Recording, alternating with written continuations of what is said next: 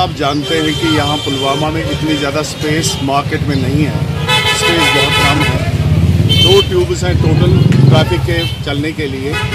2 tubes में जब 8 lines बन जाती हैं तो ट्रैफिक बिल्कुल रुक जाता है। सुबह स्कूल पहुँचना होता है बच्चे को, या किसी को ड्यूटी पे पहुँचना होता है, या कोई एम्बुलेंस कहीं पे ये होती है कहीं पे स्ट्रैंडेड, उस एम्बुलेंस को हॉस्टल पहुँचना होता है। कोई न कोई बीमार बीच में जूझ रहा होता है, उसको इलाज नहीं मिलता है वक्त पे और वो मर भी सकता है। नंबर 1। नंबर 2, जो यहाँ पे ये कारोबारी तबका है, कारोबारी तबके में चंद एक ऐसे कुछ मेंबरान हैं जो वायलेशन कर रहे हैं, तो अपने रूल्स हैं, जो मार्केट रूल्स हैं उसके वायलेशन कर रहे हैं। जो पेवमेंट्स हैं या जो पैदल चलने वालों का जो रास्ता है, वो रास्ता इन्होंने कब्जे में रखा हुआ है।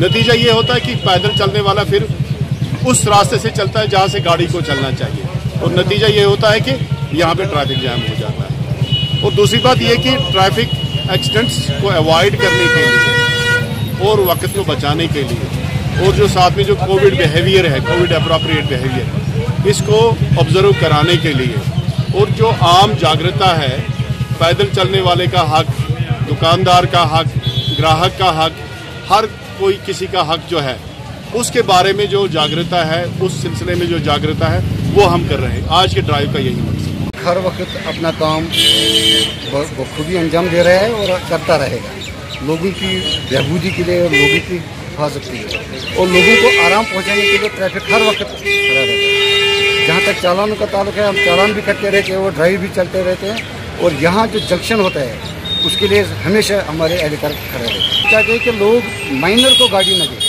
खुसूसन मैं पेरेंट्स से यही अपील करता हूँ कि वो माइनर को गाड़ी न दें।